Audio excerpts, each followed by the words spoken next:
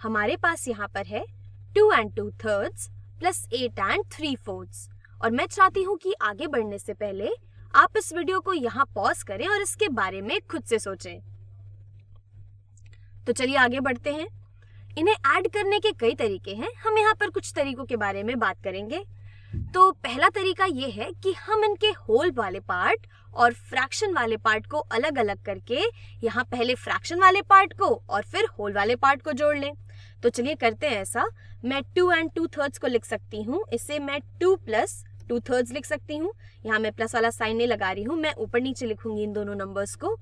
और 8 and 3/4 को हम 8 + 3/4 लिख सकते हैं। तो हमें यहाँ पर इन दोनों को जोड़ना है।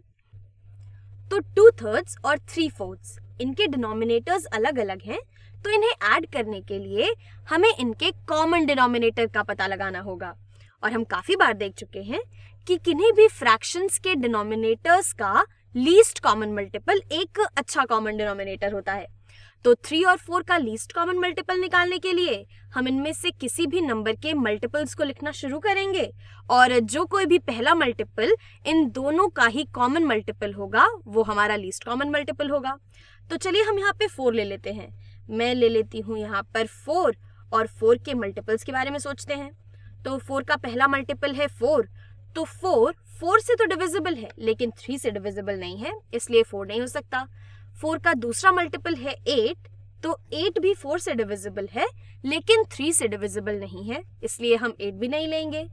4 का तीसरा मल्टीपल होता है 12, तो 12 4 से डिविजिबल है और 12 3 से भी डिविजिबल है, तो 12 3 और 4 का लीस्ट कॉमन मल्टीपल है। यानी कि हम 2/3 और 3/4 को ऐसे फ्रैक्शंस में लिख सकते हैं जिनका की डिनोमिनेटर 12 के बराबर हो। तो यहाँ मैं इस चीज को दोबारा लिख देती हूँ।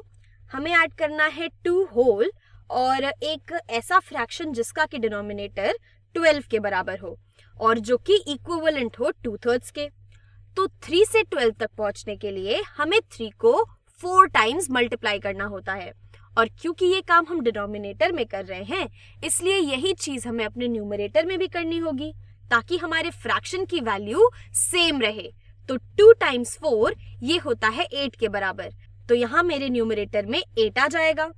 2/3 इक्विवेलेंट है 8/12 के, ये दोनों एक ही चीज रिप्रेजेंट कर रहे हैं। इसी तरीके से हम अगर 8 + 3/4 की बात करें तो ये बराबर है 8 प्लस एक ऐसे फ्रैक्शन के जिसका डिनोमिनेटर 12 के बराबर होगा। तो 4 × 3 होता है 12, इसीलिए हमें 3 को भी 3 से मल्टीप्लाई करना होगा। तो 3 × 3 ये होता है 9 के बराबर। तो 3/4 और 9/12 ये इक्विवेलेंट है। तो अब हमें ऐड करना है यहाँ पर इस चीज को। तो अब हमें ऐड करना है 8/12 प्लस 9/12 को।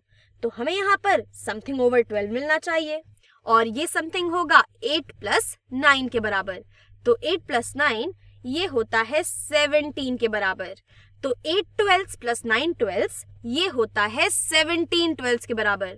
लेकिन अगर हम 17/12 को देखें तो 17 बड़ा है 12 से, हमारा न्यूमरेटर डिनोमिनेटर से बड़ा है। इसका मतलब है कि मैं इसे एक मिक्स नंबर में लिख सकती हूँ क्योंकि ये एक इम्प्रॉपर फ्रैक्शन है। तो 17/12 ये बराबर है 1 होल 5/12 के। और ये मैंने कैसे किया?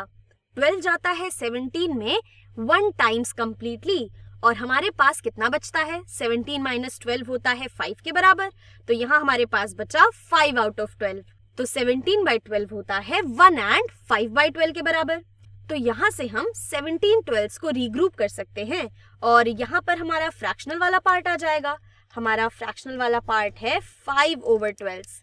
हमारा फ्रैक्शनल पार्ट है 5/12 और ये जो 1 है ये हमारा 1 होल, ये हमारे होल वाले पार्ट में चला जाएगा। इसे हम यहाँ पर रीग्रुप कर देंगे। तो अब हमें इन तीनों को जोड़ना है और हमें हमारा फ्रैक्शन मिल जाएगा।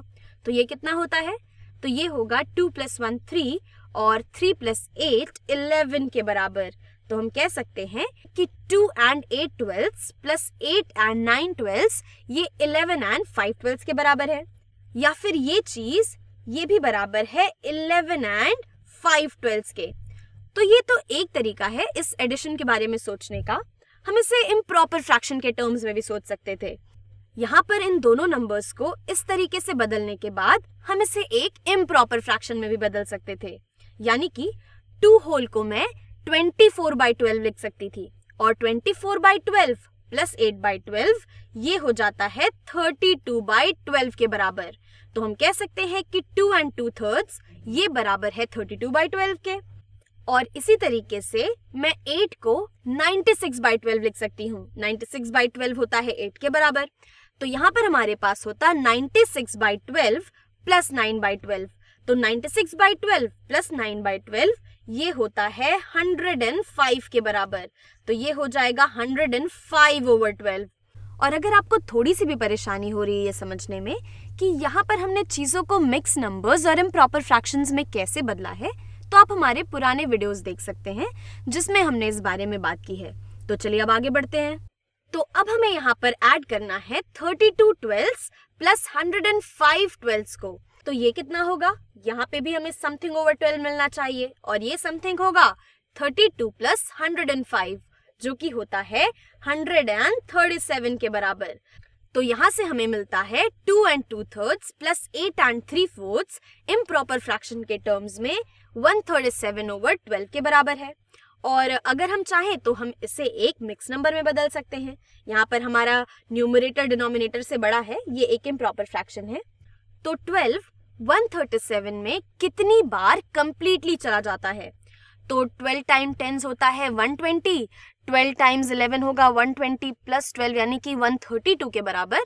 तो हम कह सकते हैं कि 12 जाता है 137 में 11 टाइम्स कंप्लीटली। तो 12 टाइम्स 11 हो गया 132 और 137 माइनस 132 ये हो जाता है 5 के बराबर। और यहाँ पर हमारे पास बचता है 5/12। तो यहाँ से हम कह सकते हैं कि 137/12 ये बराबर है 11 और 5/12 के। तो आप चाहे जो भी तरीका अपनाएं आपको यही चीज मिल रही है। हाँ, मुझे लगता है लेकिन कि ये तरीका थोड़ा ज्यादा आसान है क्योंकि यहाँ पर हमारे पास छोटे नंबर्स हैं। यहाँ पर हमें छोटे छोटे नंबर्स को ऐड करना पड़ रहा था और यहाँ पर हमें थोड़े बड़े नंबर्स के साथ खेलना पड़ रहा था। लेकिन आप यहाँ पर जो चाहे वो तरीका अपना सकते हैं।